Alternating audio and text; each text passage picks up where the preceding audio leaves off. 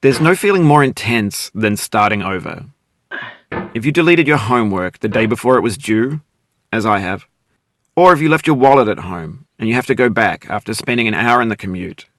If you won some money at the casino and then put all your winnings on red but it came up black. If you got your best shirt dry cleaned before a wedding and then immediately dropped food on it. If you won an argument with a friend and then later discovered that they just returned to their original view. Starting over is harder than starting up. If you're not ready for that, like if you've already had a bad day, then what you're about to go through might be too much.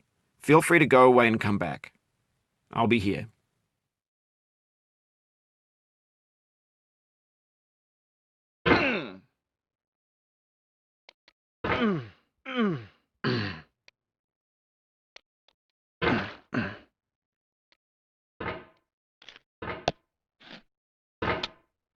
Alright, thanks for coming with me on this trip.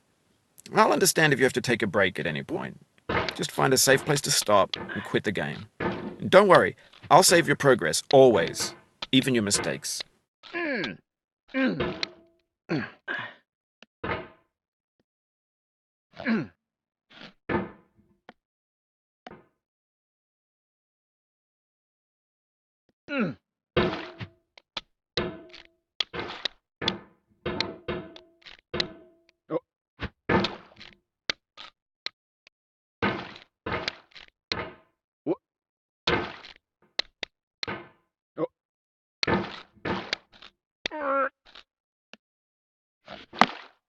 This game is a homage to a free game that came out in 2002, titled Sexy Hiking.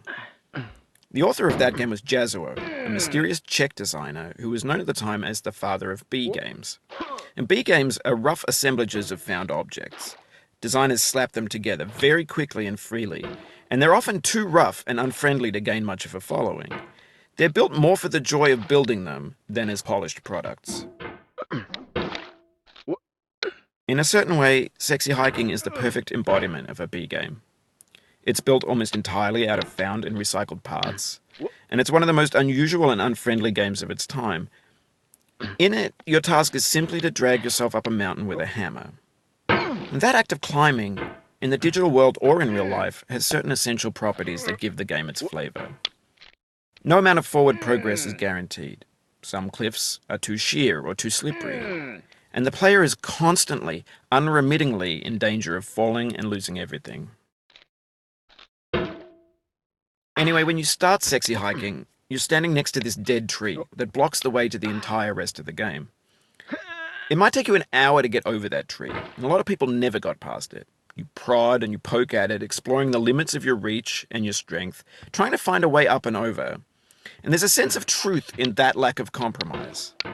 Most obstacles in video game worlds are fake. You can be completely confident in your ability to get through them once you have the correct method or the correct equipment or just by spending enough time.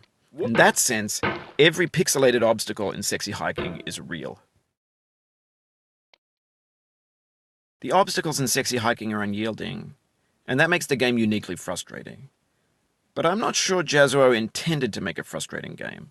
The frustration is just essential to the act of climbing, and it's authentic to the process of building a game about climbing. A funny thing happened to me as I was building this mountain. I'd have an idea for a new obstacle, and I'd build it, test it, and it would usually turn out to be unreasonably hard. But I couldn't bring myself to make it easier. It already felt like my inability to get past the new obstacle was my fault, as a player rather than as a builder. Imaginary mountains build themselves from our efforts to climb them, and it's our repeated attempts to reach the summit that turns those mountains into something real.